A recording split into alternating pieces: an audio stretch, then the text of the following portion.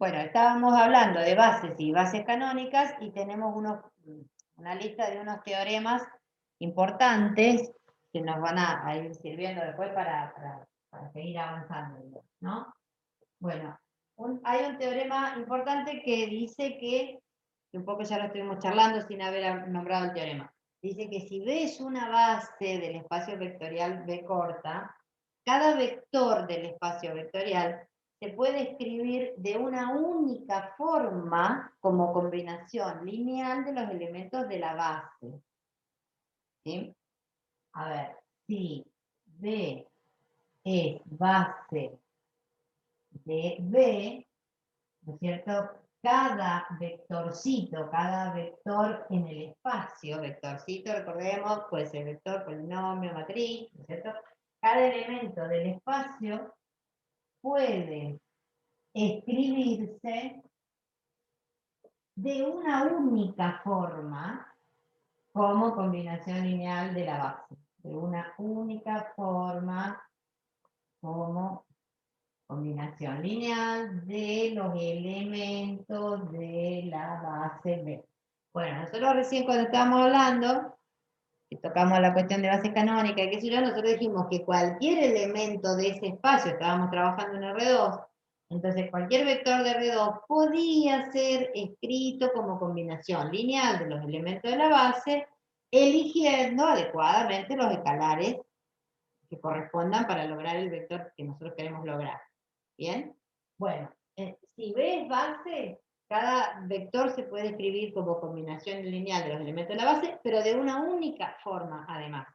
O sea, esa expresión que nosotros recién estábamos hablando respecto a un vector, encontrarle los escalares, qué sé yo, esa expresión es única. Cuando B es base, o mejor dicho, por una de las características del hecho de contar con una base es esta, ¿no?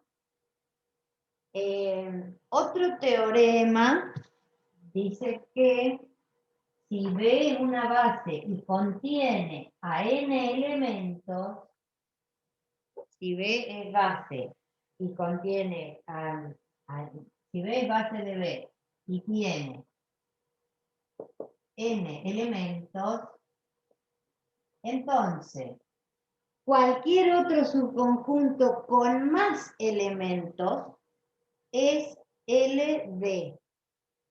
¿Qué me está diciendo el teorema? Cualquier otro subconjunto que tenga más cantidad, hay al menos uno de esos que es combinación lineal del resto. ¿Bien? A ver cómo lo termina de escribir. Si B es base y tiene n elementos, entonces otro conjunto con más con más de n elementos es LD. ¿Sí? Bueno, esto, ¿a dónde nos lleva como corolario? O sea, si hay un subconjunto B que tiene 3 elementos, y yo ya sé que esa B es base del espacio. Bueno, y me presentan otro, T, pero que tiene 4. Lo que me dice este teorema es que seguro el de 4, seguro es LD. O sea, seguro ahí hay al menos uno que será combinación lineal de los demás. Entonces, si yo sigo ese razonamiento, dos subconjuntos que sean bases del espacio, necesariamente tienen que tener la misma cantidad de elementos. No puede haber uno de ellos dos que tenga más que el otro. ¿Por qué? Porque el teorema me está diciendo que si yo tengo uno de 3 que era base y me presentan otro de 4, el de 4 no puede ser base porque tiene uno más. O sea, según este teorema va a resultar ser LD, entonces no será base. ¿No? A ver, razonémoslo de otra manera. Si B es base y tiene 3, y resulta que W es base, teóricamente, y tiene 4, esto no podría ser. Porque si tiene 4, este teorema me está diciendo que otro subconjunto con más de n elementos resultaría ser LD. Entonces, si tiene 4, que es más que 3, este resultaría ser LD, entonces no podría ser base.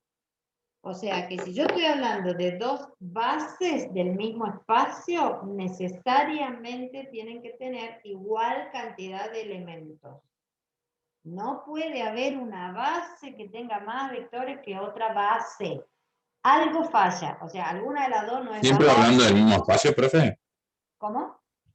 ¿Que siempre es hablando del mismo espacio? El mismo espacio, claro, sí, sí. Que si comparo con espacios distintos que tengan distintas dimensiones, otra Claro. cosa. Profe, Sí, ¿podemos poner un ejemplo?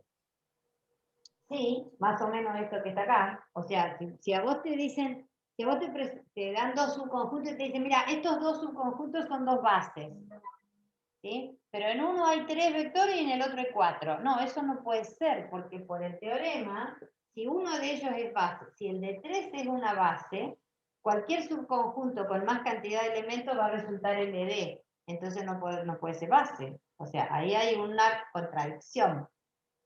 ¿Sí? No me pueden decir que hay dos subconjuntos, uno de 3 y uno de 4, y los dos son bases. No, eso es imposible.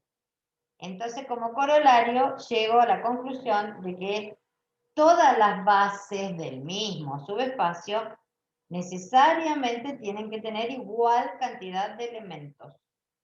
Esa cantidad de elementos que tienen todas las bases es lo que me da la dimensión del espacio. ¿Sí? A ver, pensemos en R3. Si a mí me dan un conjunto con 3 vectores de R3 y me dicen, esto es una base, y después me dan otro y me dicen, esto también es base, pero tiene 4. No, eso no puede ser, porque si tiene 4, que es más cantidad que 3, según el teorema, este segundo conjunto es LD, luego no es base, pues no cumple la definición de base, ¿no? Entonces, no puede haber otra base que tenga 4. Bueno, llego a la conclusión de que ambas bases entonces tienen que tener 3. Las dos. Y ese 3 es la dimensión del espacio general.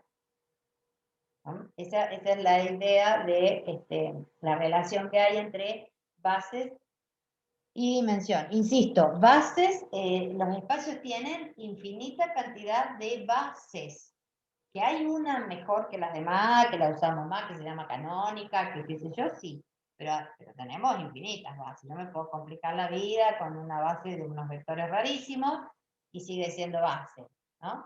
Cada espacio tiene infinitas bases. Lo que sí se debe cumplir es que todas las bases tienen que tener igual cantidad de elementos. No puedo tener bases con distintas cantidades de vectores en cada una de ellas, porque entonces no son bases, ¿no? No podemos llamarlas bases. Bien. ¿Qué otra cosa? Ah, otro teorema que también nos va a servir, importante, me dice lo siguiente. A ver. Dice que si tengo un conjunto M, si M, que está formado por N vectores, es LI, ¿sí? Si M es LI, y hay un vector que no pertenece al generado por por M, ¿sí?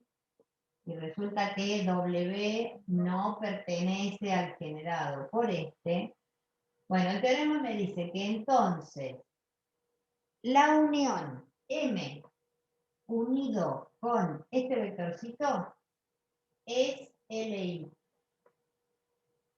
¿Sí?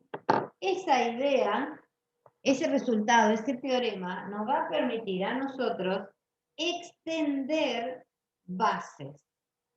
Por ejemplo, si yo tengo un subconjunto con dos vectores de R3 que son LI ellos dos, ¿sí? Ellos dos no forman una base de R3 porque las bases de R3 necesitan tener 3 vectores y yo tengo 2. Bueno, le puedo unir a estos dos, le puedo unir un tercero que no pertenezca al generado, o sea, que no sea combinación lineal de estos dos, ¿sí? Le uno un tercero acá, que no sea combinación lineal de esos dos, y ahí tengo, en principio, tengo un conjunto LI. Pero ¿qué pasa? Un conjunto de 3 vectores LI dentro de R3, que tiene dimensión 3, listo, tengo una base. ¿no?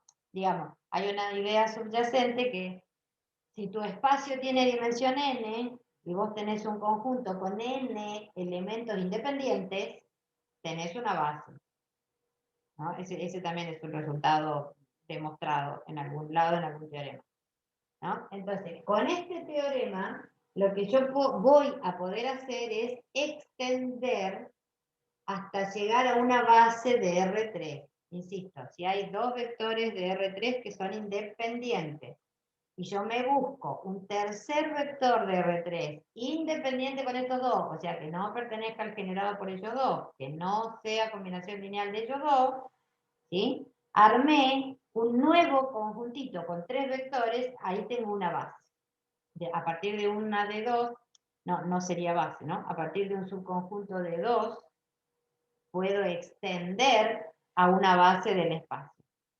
¿Por qué quiero extender? Y bueno, porque por ahí voy a necesitar tener que generar al espacio, por ejemplo. Entonces necesito tener una base del espacio y no tengo dos nada más, me falta uno. Bueno, extiendo, incluso cuando después lleguemos a transformaciones lineales, ahí vamos a necesitar extender bases para llegar a crear, a generar a todo el espacio.